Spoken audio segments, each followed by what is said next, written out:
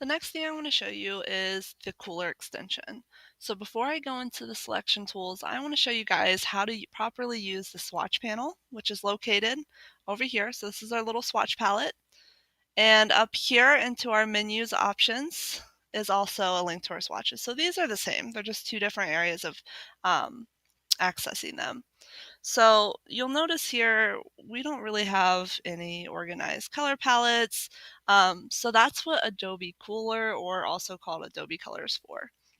So if I go up at the top menu to Window and Extensions, there's something called Cooler. So when I pull this up, notice how this little Cooler palette pops up.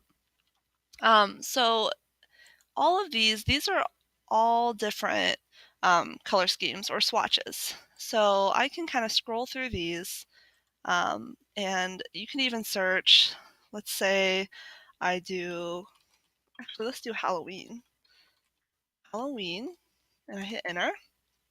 And all of these little Halloween color schemes that people have created pop up. You'll see that some of them make sense, others don't, and it could just be they created a color palette based on an image that they found and they really liked it. So that's why some of these could be really far out and don't even seem related. So I can scroll through these and find one that you really like. I think I'm going to do, I kind of like the spooky Halloween one. So if I click here, you're going to see a button down here that says Add Selected Theme to Swatches. So when I click here, when I scroll down on my swatches palette, notice how there's a few others that I found, but right here is my spooky Halloween one that I just downloaded. Or let's say if I really like airy Halloween, I could hit this little swatches button and it also loads it down there. When I check up here, you're also going to see that they're up here too. So that is Cooler. It's a very helpful tool for selecting color schemes, so I want you to download this. If I see that you don't know what Cooler is, I know that you did not watch this video. So that is Cooler. Let me go ahead and shut that out because I already have my swatches here. So let's start talking about selection tools. So I'm pretty sure you guys know what the regular selection tool is. It's the black arrow and simply for clicking on shapes and selecting them. Okay, so let's just go ahead. Show me that you know how to select a shape. Let's select the star here. And let's use one of our swatches that we downloaded. So I'm going to go ahead and pick red. Okay, so pick one of your color swatches. Okay. Then we got our direct selection tool. So direct selection tool is, think of it as a really picky select tool. This one allows you to kind of click on these individual points. So I'm going to zoom in and I can really edit these points. So what I want you to do is really kind of emphasize this crazy star shape. Pull out some of those. You can kind of edit the handles if you want. Okay, like that. I want to see that you can use the direct selection tool to click on these points to edit them. Okay, so this should look really exaggerated. So direct selection tool allows you to do that. Regular selection tool does not. Notice how it doesn't give you the option of, it'll let you change things. So see, I can change the size, but it will not let you edit individual points with the handles and everything. Okay. On my direct selection tool, if I click and hold, notice how any of the tools that have this little white triangle means that it has other tools kind of tucked beneath them. The next one is the group selection tool. So if you have a group, let's say I want this one, so I'm gonna grab my selection tool and I want to click here, and let's say I want this one, hold down shift, okay, and shift. So I selected this one, and that one, and if I right click, I'm going to group them together. So that way when I select them, they are in a group. So let's group selection tool. I can kind of click and drag out certain ones that I want to be in a group. Okay. If I click here, notice how it doesn't select that group. So this allows me to be really picky no matter whether they're in a group or not.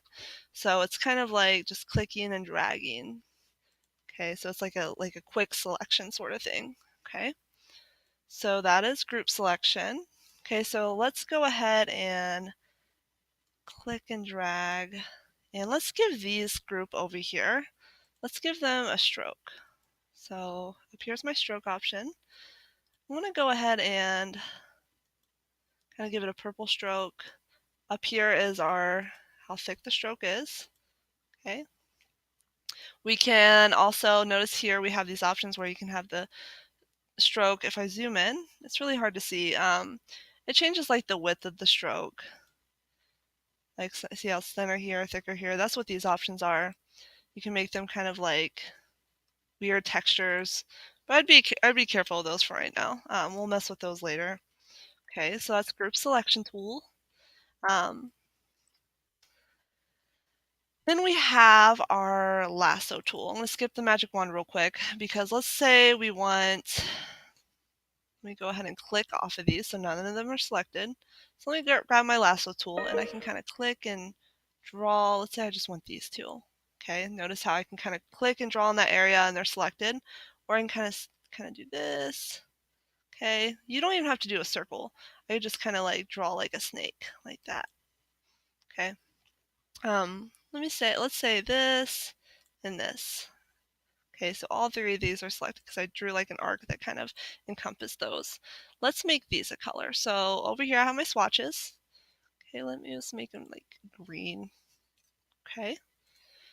Okay, so notice how these all have similar characteristics. So that moves on to the magic wand tool. So in Photoshop, the magic wand tool, when you click on a color, it selects other colors that are similar. So these three have similar fills. So let's say if I click on the fill, notice how it selects all three of those. Or if I select the fill with gray, all the ones with a gray fill is selected. Okay, so this is good if you have this crazy Illustrator document with tons of colors, tons of different stroke colors. The magic wand kind of sifts through that and selects one based on color. So this red one, it's kind of a lone dog. When I click on it, it doesn't select anything else. Okay, so magic wand is kind of like Photoshop, but it's not the same. But similar concept, but it doesn't. Yeah, so say if I wanted to select all these gray ones and make them, say, orange, I could do that.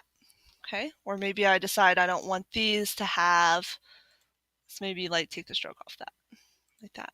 So those are the selection tools. So I want to see that you were able to change the colors of these and that you practice these tools. So go ahead and save what you have so far, and we'll move on to part 3.